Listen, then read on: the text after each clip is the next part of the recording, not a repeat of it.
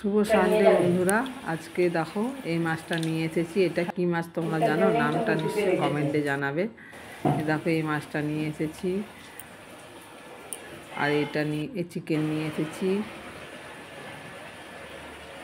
আর কাতলা মাছ। আজকে এটা বাজার, রবিবারে। এই দেখো আজকে একটা চিকেন রেজালা। এই দেখো ধনে নিয়ে নিয়েছি, এটা হচ্ছে গরম মশলা, গোটা জিরা, কাজু, কিশমিশ আর বাটার। দেখো কড়াই বসিয়ে দিয়েছি, গরম হয়ে গেছে, দেখছি গরম হয়েছে নাকি। এগুলো সব শুকনো কড়াইয়ে ভেজে নেব।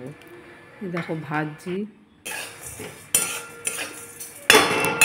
এগুলো ভাজা হয়ে যাবে, একটুখানি গন্ধ ছাড়বে, দেবে ভাজতে ভাজতে হালকা, ততক্ষণ ভাজবে। এরকম ভাজছি পুরো কড়াইয়ের মধ্যে। এটা হচ্ছে ভাজা মশলা তৈরি করবো একটা।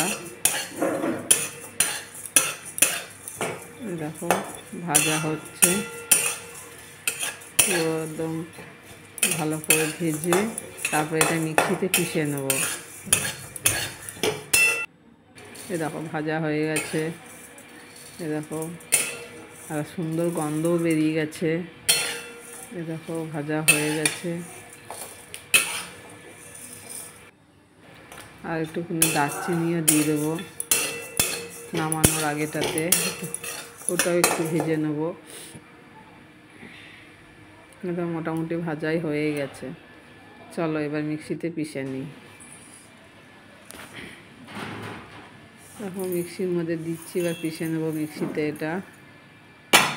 এটাই হচ্ছে আজকে চিকেনের, দেখো পেশাও হয়ে গেল।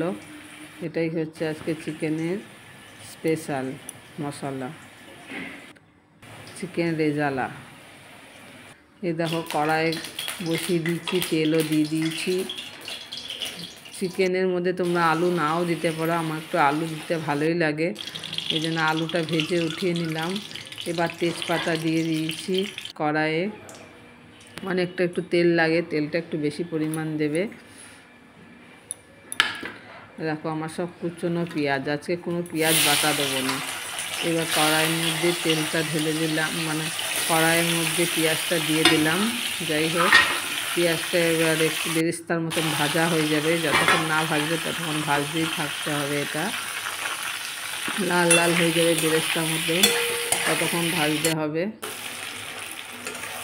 যেমন বিরিয়ানির বেরেস্তা হয় তেমনি ভাজবে। ভাজা হয়ে গেছে আমার। এবার একটুখানি একটু জল দিয়ে দেবে, হাফ কাপের মতন জল দিয়ে দিলাম। এবার টমেটোগুলো দিয়ে দেবে, যে কিছু টমেটো কাটা থাকবে। আমার 2টো টমেটো নিয়েছিলাম আমি কাটার।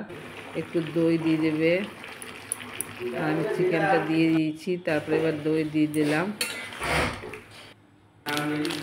এবং গোলমরিচ গুঁড়ো দেবে,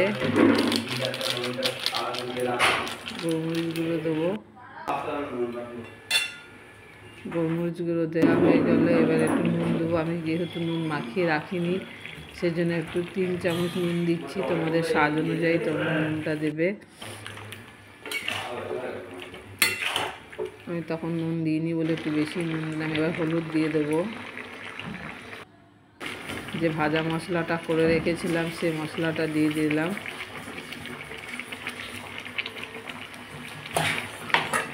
এরকম মশলাটা দিয়ে একটু ভালো করে নাড়িয়ে নেব। মাংসটা ভালো করে নাড়িয়ে নিচ্ছি। দেখো আলুও দিয়ে দিলাম। তোমরা ইচ্ছা মতন আলু নাও দিতে পারো, আমি একটু আলু দিই, আলু ভালোই লাগে খেতে। আর দেখো রসুন বাটা, আদা বাটা, কাঁচা লঙ্কা বাটা, এখানে কোনো রকমের পেঁয়াজ বাটা হচ্ছে না, লাগছে না। এ দেখো দিয়ে দিলাম পুরো রসুন বাটা, আদা বাটা আর কাঁচা লঙ্কা বাটা দেয়া হয়ে গেল। এবার এটা ভালো করে কষিয়ে নেবে, যেহেতু রসুন দেয়া হয়েছে। এবার একটু লঙ্কার গুঁড়ো দিয়ে দিলাম।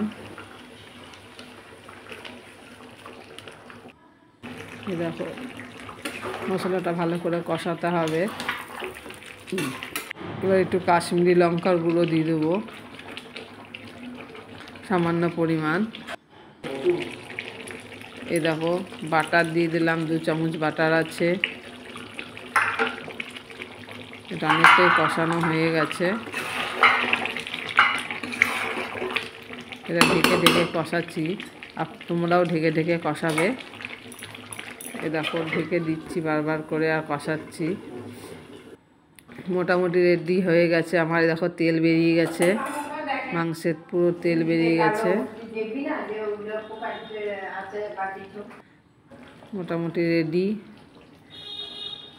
হয়ে গেল আজকে চিকেন রেজালা। এই দেখো দারুণ হয়েছিল বন্ধুরা, তোমরাও এমনি করে বানিয়ে খেতে পারো। দারুণ হয়েছিল, আজকে টেস্টটাই আলাদা হয়েছিল। রোজ এক রকমের চিকেন খেতে ভালো লাগে না, সেজন্য একটু আজকে নিজের মতন চিকেন বানালাম আর তোমাদের সঙ্গে শেয়ার করলাম। তোমরাও এমনি করে বানিয়ে খেয়ে দেখবে কেমন হচ্ছে, আর নিশ্চয়ই জানাবে কেমন খেতে লাগছে। আমি সব কি কি মশলা লাগছে সব আমি এগুলো লিঙ্কে দিয়ে দেবো, তোমরা বানিয়ে এমনি